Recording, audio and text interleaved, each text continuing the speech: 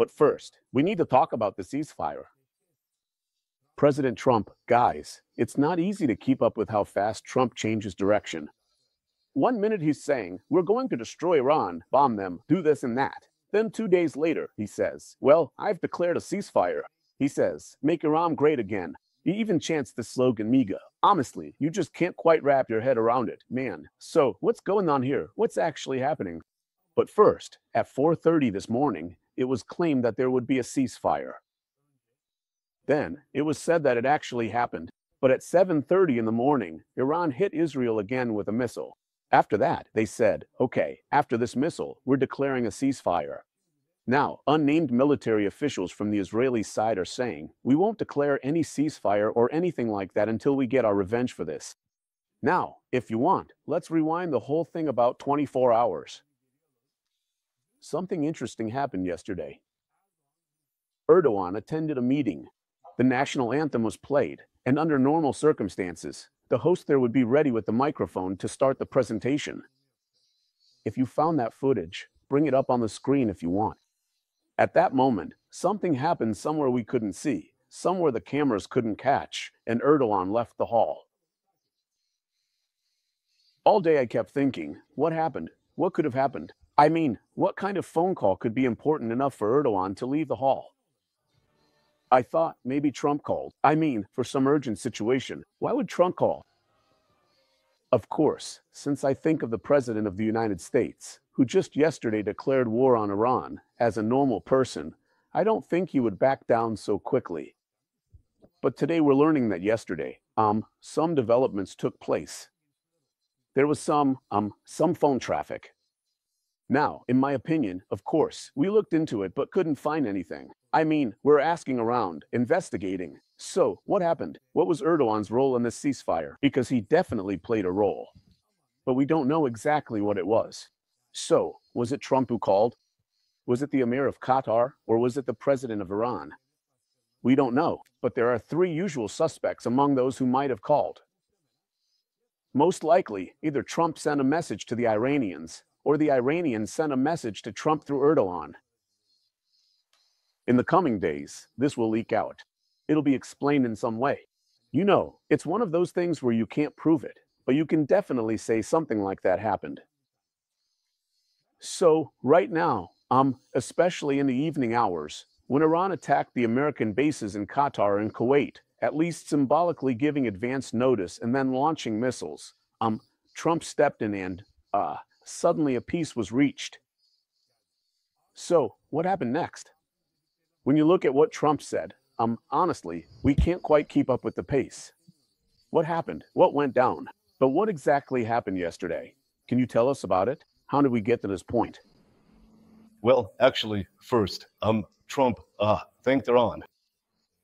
Because Iran had given advance notice of the attack, both to the U.S. through Qatar and directly to Qatar. Trump said that the area was evacuated and that since there were no American or Qatari casualties, he thanked Iran. They fired 14 rockets.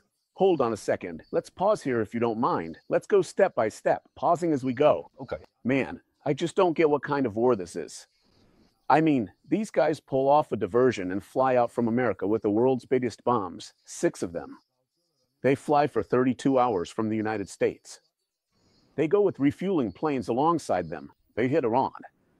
Then Iran is going to respond to this. But they give advance notice to the Americans. They say, we're going to hit your base in Qatar.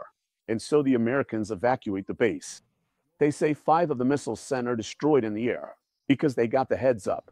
And the 6th one, since it lands in an empty area, they just leave it there. They let it fall. I mean, the American soldiers also say that nothing happened. Now, let's continue. Exactly what you said happens. Then Trump posts that famous tweet and calls this conflict, which he referred to yesterday as the 12-day war, officially over, saying that a new era of peace that will last for years in the Middle East has begun, thanking both sides for their courage, intelligence, and resilience, and saying things like, God bless Israel, God bless Iran, God bless the Middle East, God bless the USA, and God bless the world. It's like he's just wrapping things up, as if none of this ever happened, as if the hostility between the 2 countries ended today just because Trump said so, a real showman tweet, you could say, Mr. Cüneyt. And after that, actually, As you mentioned, in the few hours before the end of the 4 or 6 hour ceasefire that was given, both sides launched missiles at each other, and the period where both sides continued attacking each other began, and finally, Trump posts this tweet. He says, "It's time for peace."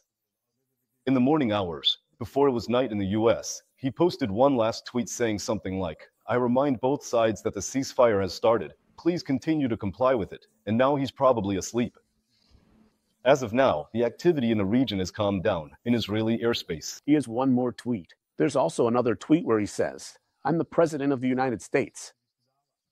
Of course, after all this, something strange suddenly happened and the market became active all at once. Yesterday, we talked about a tweet he posted after the Strait of Hormuz was closed. The markets are reacting much. Under normal circumstances, the markets should have crashed. With the closure of the strait that supplies 20% of the world's oil needs, but not much happened. Stock markets only dropped a few points. But as soon as this news came in, the stock markets immediately started shooting up like a rocket again. The dollar gained value again. This time, oil prices dropped, because the closure of the Strait of Hormuz was also interesting in this process. Of course, before that, something else happened during the day. Now, when the Strait of Hormuz was closed, things suddenly got chaotic. Because everyone was expecting oil prices to skyrocket. Actually, I saw a video about this. If we've prepared that video, let me show it. It was asking, who benefits from the closure of the Strait of Hormuz? Because right around the time this video was released, Trump also started tweeting things like "drill baby drill." In other words, he was calling on American oil producers to drill. Look, who benefits from the closure of the Strait of Hormuz? What was explained in that video? The US actually wants the Strait of Hormuz to be closed. Sounds crazy, doesn't it? If Iran closes the strait, who gets hurt the most? China and Europe. Let's start with Europe. Before the war in Ukraine, Europe relied on Russia's cheap gas and oil. But after the sanctions, they had to turn to the US and the Middle East. Today, 15% of Europe's oil imports and 15% of its LNG imports come through Hormuz. If the Strait of Hormuz is closed, Europe will be in trouble. In a scenario where Russia and the Middle East are out of the picture, who does Europe turn to? The only remaining option is the United States. Let's look at China. 50% of its oil and 12% of its LNG come through the Strait of Hormuz. Yes, a closure would hurt China, but China still has Russia. They have pipelines, land networks, and long-term agreements. Ask yourself, if the strait is closed, who gets hurt the most? China, but temporarily, it's Europe. This is exactly what the United States wants. Because the day the strait is closed, Europe won't just lose its energy, it'll also lose its independence. It will be completely dependent on the United States. The US. Now that's a very interesting perspective. Actually, this is a video that sums up the whole story really well. They've also made some really nice graphics. In fact, Trump also posted tweets supporting this. So, what did he say in those tweets, Arda? First he said, "Everyone, I'm talking to you." Here, of course, he's addressing the Gulf countries. Keep it low. Keep oil prices low. I'm watching you. You're playing into the enemy's hands. Don't do it, he said. Then, 5 minutes later, he said, "I'm addressing the Department of Energy. Drill, baby, drill, meaning drill, baby, drill," he said. And he said, "Now." So actually, this came up for me at almost the exact same time as this video. So, it's basically like he's saying, the US should start selling its own oil to Europe. That's the background this tweet and Trump statement seem to have. But then we wonder if what happened in the evening has, for now, sidelined this. But as you know, when it comes to Trump, we can't predict what will happen tomorrow night, or even during this broadcast today.